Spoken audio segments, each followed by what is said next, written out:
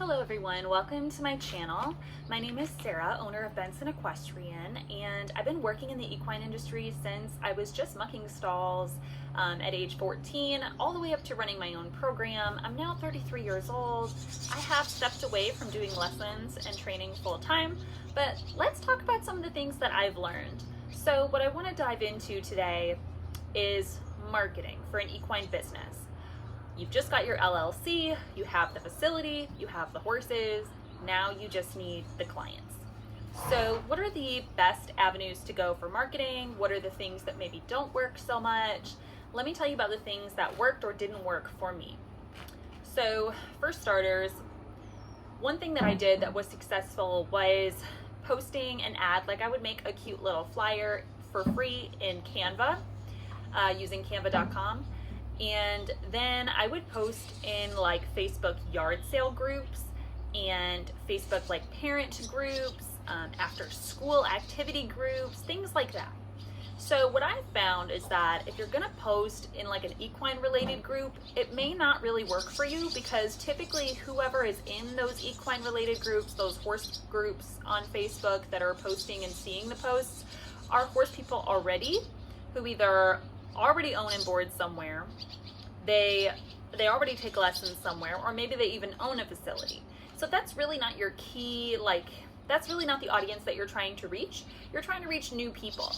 The thing that happens with equine businesses is that they tend to grow organically once you have that initial client base. So once you've established the business with, maybe half capacity at that number of clients, every single person that you have is going to naturally, casually mention your business or their experience there, here and there, to people that they see, in public, people that are their family members, their friends, and every one of those people can then go on and tell somebody else. So these things tend to grow very organically after you're established. So it's just kind of getting your foot in the door and getting those initial clients in, because word of mouth works the best. That is your number one tool in the equestrian business, is word of mouth. It's going to be the best thing that's going to help your business grow, but you've got to get that first set of business in the door. So as I said, using Facebook yard sale groups and things like that, sometimes you do have to watch out. If you word things the wrong way, you could get your post deleted by Facebook. So that's, you have to watch the way that you word things, but it's a great place to advertise. Now, the second thing that I'm going to point out with Facebook is don't pay for the Facebook ads. Unless you have like a degree in marketing or have an insane amount of business skills where you can manipulate the algorithm and the audience that's seeing your post, more than likely it's not going to show it to the people that it needs to show it to. It's not going to be your target audience. So honestly, it's a waste of money. It's a waste of funds that you could use elsewhere in your business. Don't use the paid Facebook ads. Just make a flyer for free on Canva and post in some of the groups. That's item number one. Item number two is make the public aware that your business exists. So another thing that I did is I did like an open house. I did like a pop-up event at the barn. And I did print out like nice flyers, again, that I just designed online for free and just paid a few cents to get some nice colored copies printed. And then I distributed them to any area business that would allow me to post it on their bulletin board. This is very hit or miss, but really the goal that you're trying to get with this idea is less about actually getting clients in the door, but more about the general public seeing your business name over and over again. So the thing is, sometimes when somebody just sees a quick ad online or a flyer at the store, they're gonna say, oh, that's cool. And they might forget all about it when they walk out of the store, or they keep scrolling. They're gonna forget. But if you cover your bases and you have flyers in town, you have ads on Facebook, you have, a business page on Facebook that they can go to and find more information. If you have a website, so you're searchable on Google, all of these things are going to come together and just be more points of contact and more ways for people to find out about your facility and the services that you offer.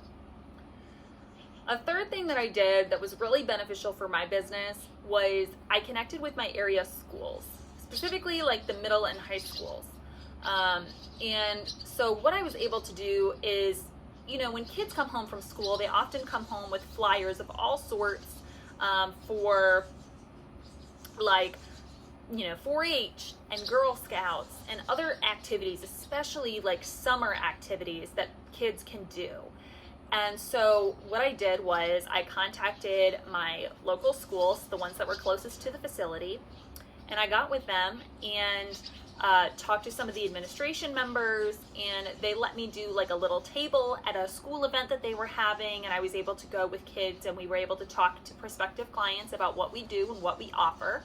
I was also able to have them make like an announcement when I was kind of recruiting, trying to get numbers up for my IEA team.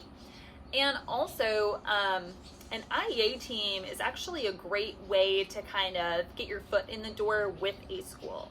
So think about it this way. The IEA, it stands for Interscholastic Equestrian Program Association. So already teachers and staff at a school is going to see that word interscholastic and automatically associate it with something that the school should be associated with. So because it follows by grades, right? You have your middle school IEA is grades 6 through 8, and then you have your high school IEA, which is grades 9 through 12. So already it's kind of following a similar format to varsity and junior varsity sports teams for a school. So if you can get your foot in the door with the school and, give them any promotional materials, even do some type of table at one of their events, anything like that, that is huge, guys, okay? That helped me significantly. It helped me fill my IEA team a little bit, and the school even was open to ideas such as helping transport kids to events and actually making it like a high school team that was actually associated with their school using my horses and our coaching. So you just never know, but that is great. And I'll tell you, that's crucial. If you can get in with the school that already has the kids that are of age where, they can start riding horses and they can start getting involved in that type of program, it's really the best. And I'll add on the backhand of that as well, that IEA is one of the best ways to build your program in the beginning when you're new to it. When you have a really established client base full of clients that are already horse showing or very interested in traditional horse shows, you might not need the IEA. But the IEA is going to fulfill a role for the clients who can't afford regular horse shows or find them inaccessible because they don't own a horse, they don't lease a horse, or they don't have the equipment yet that they need, the tack and things like that. IEA shows allow kids to show without having to own a horse, without having to own a saddle, all of that good stuff. They just need their outfit, their helmet, and they're good to go. So that's really important as well. IEA was huge for me. It helped build my program. I think that that's its main purpose and a great role that it can have in equine facilities. I'll tell you one thing that does not work when you're trying to get a program off the ground and trying to get that initial client base is Groupon.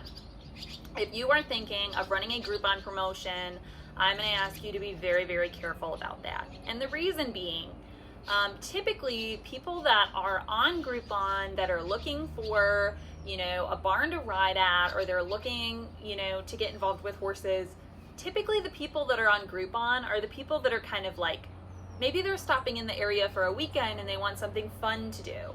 Maybe they just want to ride a horse one time in their life to say that they did it. It's typically not the people that are going to stay long term. And a lot of times it's not even the people that live in your direct area. So, for example, I used to work at a barn, and when they got started, they ran a huge Groupon special. And it was like super cheap. I think they made each lesson was unbelievably cheap. I don't remember what the rate was because this was years ago. But we had like an entire weekend filled with back-to-back lessons from this Groupon ad. And I am pretty sure there was like no client retention at all. Not anybody from that deal came back. So we spent hours and hours for cheap working with these clients who were all pretty much there just to be there the one time. And then they never came back. And they all had a good experience, but they got it on Groupon. They weren't anticipating continuing coming back for lesson after lesson. The people that you really want in your program are the people that are going to keep coming back and be a full-time lesson student and then graduate up to the point where they're horse showing and being more involved. So that's crucial. The other thing that worked for me, and I'm going to say this with kind of a grain of salt, you have to really be conscious of your program and where you need to be and what kind of clientele you're looking for. But another thing that is a good idea is to offer some type of introductory service, a farm tour, for free. They come to the farm, you put them in a 15 to 30 minute time slot. They can see the horses, they can see the facility, they can listen to what you're all about, and they can ask questions. A lot of times this is very crucial. You can kind of discuss like what the child's goals might be or what their idea of horseback riding may look like and see if you'd be a good fit. Number one, this makes it a lot easier for you to contract clients that are actually a good fit for your program. Number two, this gets their foot in the door. They get to see everything without having to pay for anything, which is also huge. Another thing that is a great, I'm going to label it an introductory service because typically that's what happens, what the result is from doing this, but do a summer camp. If I was going to launch a brand new equine business, summer camp is one of the things that I would absolutely 100% make sure I had launching pretty much with the start of the business. Families love summer camps. They are constantly looking for fun summer things for their kids to do, keep them out of the house while the parents are working, and also camps are a great way for a child to kind of get their feet wet in the world of horses, get to experience it for 3 to 5 days or whatever your term is, if it's a day camp or a week or a half week camp. But it gets their feet wet. It gives them a chance to try it and see if horses and horseback riding is for them or maybe it isn't. But then the parents too, if a child has a really great experience at camp, now they want to come for lessons every single week. A lot of times that happens, and a lot of times the parents are a lot more supportive of the idea if their kid has already done a camp and they knew that the kid had a great time the entire duration of the camp. Another thing that worked for us too, birthday parties, okay? So offer birthday parties. Parents are always looking for somewhere different and new to offer a birthday party. It's typically very low labor. Just designate somewhere that the family can set up some decorations, come up with a contract, a limit for the number of people allowed on the property, and do like 30 minutes worth of pony rides. I mean, honestly, it's the easiest thing ever.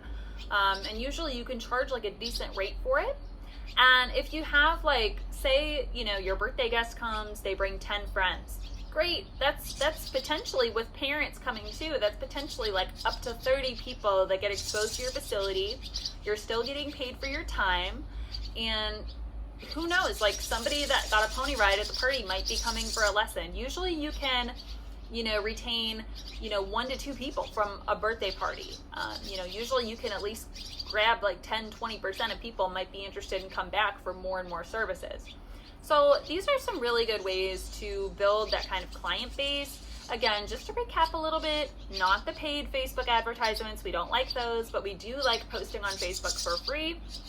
We like connecting with our schools and offering an IEA team. We like distributing flyers around area businesses, but mostly just for the exposure of your name being seen over and over again. We do like introductory events like open houses, farm tours, things like that. We love birthday parties and camps. We don't like Groupons so much. So these are just some things that I think would really get you a good start and a solid beginning if you're trying to really lay that brickwork to get some client base going for your lesson or equestrian business. I want to make more of these videos, guys. I think I have a lot to offer, a lot of information, things that I learned over the years. But yeah, I mean, hopefully this gets you started. Thanks, guys.